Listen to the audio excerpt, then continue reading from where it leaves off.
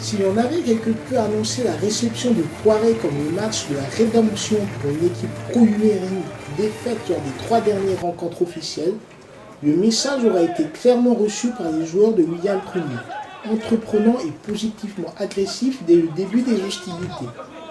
Ainsi, il ne faudra guère plus de 5 minutes au coéquipier de Rémi Lacroix pour trouver par l'intermédiaire de Kengné Fokam l'ouverture du score sur un centre venu de la gauche.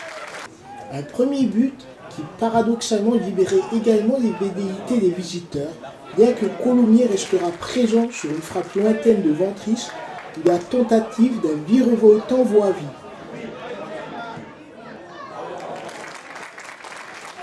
Pourtant volontaire, les visiteurs, faute de justesse dans les 30 derniers mètres, n'arrivaient pas à concrétiser en occasion ou frappe au but leurs quelques situations intéressantes. Et c'est au contraire Colomiers, juste avant le repos, qui manquera de très peu d'élargir l'écart de la marque.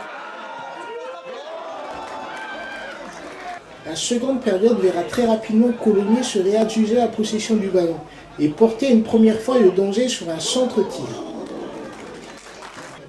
Un répit de très courte durée pour le gardien Pichot, trempé peu avant l'heure de jeu par la frappe de Korominas déviée par un défenseur.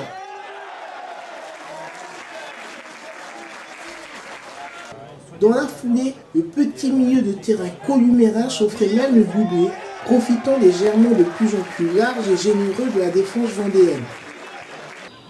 Le Poiré, certes, réagira, obligeant Moreau à une parade, avant que Bouscara, entré en fin de match, ne parachève le score.